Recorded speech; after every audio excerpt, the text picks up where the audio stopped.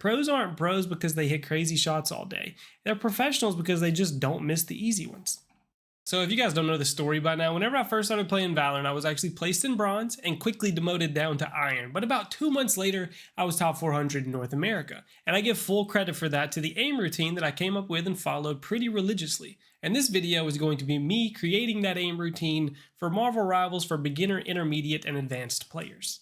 As always, the best way to support me is to leave a like and a comment. I'll have full daily routines towards the end of the video, and for this one I actually calculated the perfect sensitivity for every DPI by averaging it out across all the current pros right now, so that'll be towards the end of the video as well.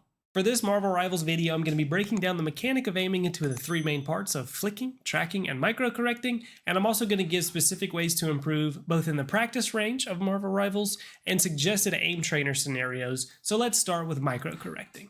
It's a huge misconception right now that Marvel Rivals is all tracking. Same thing with Overwatch, but in reality, 90% of the time that you're shooting at people, you're reacting to their change in direction and slightly correcting your mouse back onto them over and over and over. Hence, microcorrection. And it's best to visualize it this way. The flick is one mechanic of aiming, and tracking is the other mechanic, and microcorrection is the glue that kind of sticks them both together. It's the middle ground, which is why I say it's the most important technique to train in general. First things first, and I recommend this to everyone that I'm helping pick up a new game, go into the practice range, put your crosshair on an enemy's head, and just start walking around while keeping your crosshair centered on their head. It's not a difficult task, but it's not easy by any means. I guarantee 90% of the people that watch this video, if you haven't already tried this, you're not as good at it as you think you are. And you need to be honest with yourself. If you can't keep your crosshair properly positioned on them, you need to start off by doing this for about 15 minutes a day. And that, by itself, is enough to make this video worth it. Subscribe to that, and watch how much your aim improves and how much more comfortable you get in game. But Dub, I can do that. That's easy. Well, if you've watched my previous videos, you'd know all about staying uncomfortable, zone 2, the zone of proximal development, all that good stuff. What you want to do is you load up Kovaaks and do tam speed 2 BPES. And if you want to take it to the next level, hit up 1 wall 5 target Pesu track. It's all about increasing your stimulus over time. As you get better and better, you need to make it more difficult and add more stimulus to react to. Fortnite, Valorant, CS, Rainbow, Marvel, no matter what game you play, this task is the moneymaker. Pros aren't pros because they hit crazy shots all day. They're professionals because they just don't miss the easy ones. Tracking is greatly important in Marvel Rivals because it's all about maintaining uptime. If you want 50 kill games with 50,000 damage, kind of like this one, you don't actually have to have crazy aim, you just have to have crazy uptime and stay pumping. And the best way to do that is to stay on target. Coming from Valorant, this is easily what I'm focusing on the most right now, and smooth tracking is by far taking the forefront. Sporadic and fast tracking would be awesome to perfect, but if a Black Panther comes flying through my body with his dash, I'm not expecting to stay on target the whole time. The goal is to be able to track the Hulk jumps and the flying Iron Mans, because that's going to provide a much bigger increase in uptime. Let's gauge your skill level. Head to these 3 guys running the gauntlet back and forth and track that closest one. If you can't sit here where he almost touches you when he walks past and maintain crosshair placement over his head, then I'm prescribing you with 15 minutes of this per day. This is mandatory for improvement, and when it's too easy, just make it a step harder by incorporating your own movement and looking at the flyer up in the sky. But at some point, when you want to enter the big leagues, head on over to AimLab and hit that spear track scenario. It's pretty close to perfect in my opinion. It's slow enough to reinforce good form, includes verticality, and trains smoothness. On Kovaaks, you want to start off on smoothness training 60. It's just a great base level tracking trainer. And when you're ready and you want to be a god tracker, head on over to Air VL Sparky. It's an incredible scenario that has this uncanny ability to make you want to smash your monitor. And to be honest, that feeling's never going to go away. But if you can master the scenario, Grandmaster is essentially calling your name. One more tidbit, tracking is difficult in games like this because there's so much going on the screen that it makes it impossible to even see what you're tracking in the first place. Turn your ceiling fan on and look at it. See how everything's blurry? It just looks like a big circle. Now focus on one blade and follow it around. See how it kind of focuses in and slows down almost? That's what you have to do in game. Find a way to lock in. Aim small, miss small. Find something to focus on specifically, and everything else will kind of fade into the background and you can see your target. Flicking in Marvel Rivals is kind of becoming the dark horse. Everyone's forgetting where we came from, but it is and always will be the most important. It's the staple of aiming. The flick shot is what aiming was built upon. If you're a tank or a melee DPS player, you're flicking more than anything. But in general, flicking efficiently gets you on target faster. And just like I said earlier, uptime is everything. And you're probably tired of hearing me say this in every video. Perfect form is the most important thing whenever you're training your flicks. You want straight lines to your target, no overshooting, no undershooting, and clicking as soon as you get onto their head. And that's what you should be focusing on, so let's do that. Head over to the stationary targets and let's hit some headshots, nice, slow, and controlled. And look at the line that you're creating.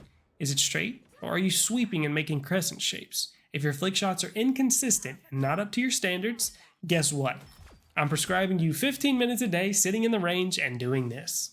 Now take it a step further. Start mapping out your shots. And there's a lot of benefits to this that I went over in another video, but in general, multitasking is a myth. And if you want to be able to swap from target to target quickly, you have to practice it so it takes less brain power to perform it, which is important because in game scenarios, that's where your brain power is being maxed out. You don't have room to think about this stuff. And whenever I say map it out, I mean exactly that. Sit in the range and count out 1, 2, 3, and then kill them as fast as possible while maintaining good form. And whenever you're ready to join the big ranks and really start progressing ahead of the intermediate level, head on over to 1 wall 10 targets on Kovaaks. Now, truth be told, this isn't a pure flicking developer, and I usually like to isolate all of my movements when I'm training, but you get so many repetitions in with variable difficulty that, in my opinion, it's the perfect all-around flick developer because it incorporates every mechanic of aiming into the scenario with a heavy focus on flicking development. Now, Marvel Rivals is a relatively new game at the time of making this video, and Pro Settings has identified 8 professionals, or at least well-vetted, really good players who have transitioned over to this game. They took their settings and they wrote them down for us. Very nice. And I took those settings, averaged them out, and came up with the perfect eDPI for you to play on. And that number is 2,446. What does that even mean? Well, eDPI is just your DPI multiplied by your in-game sensitivity, and that creates this universal number for you to compare with. And the breakdown looks about like this. If your DPI is 400, your in-game sensitivity should be 6.12. And these numbers aren't magic, they're just the average of what the pros are using right now, which just means you can't go wrong by using these sensitivities. As long as you're in this ballpark, you're probably fine. We know that these sensitivities in this range is good. Quick tip though, your DPI really shouldn't go any higher than 3200, and really for a lot of mice it shouldn't go over 1600 because depending on the mouse and depending on the DPI, how high you're going, your mouse will start splitting pixels in half artificially, which will make you slightly less precise and a little more floaty, which is almost unnoticeable, but there's no reason to deal with it if you don't have to. The basic rundown is the lower your DPI, the more rigid your movement's going to be, or the snappy feeling.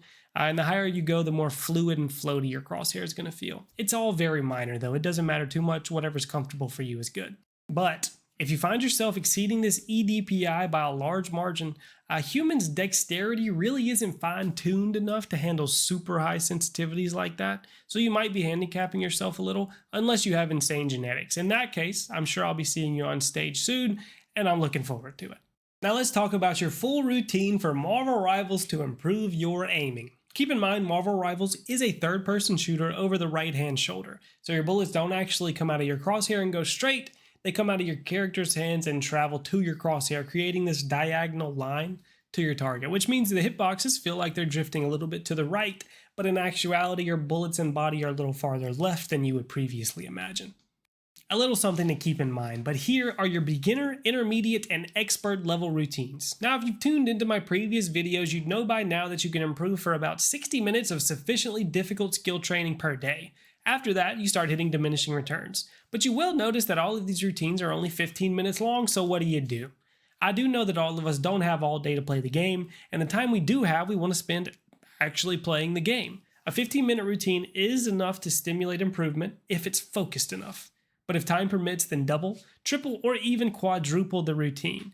If you have time to do it in the morning and at night, do it then. Wherever you can get your practice in, get it in. 15 minutes a day is all I ask for, and 60 minutes a day is how you hit Grandmaster. Practice at your own pace.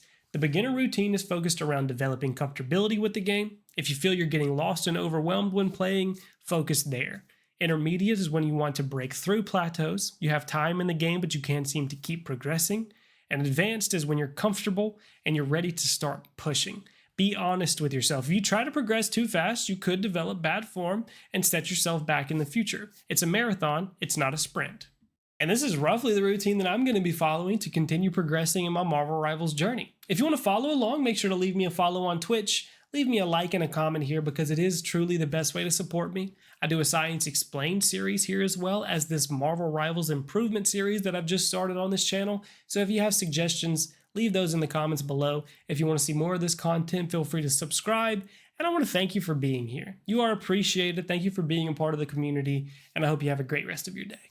Peace out.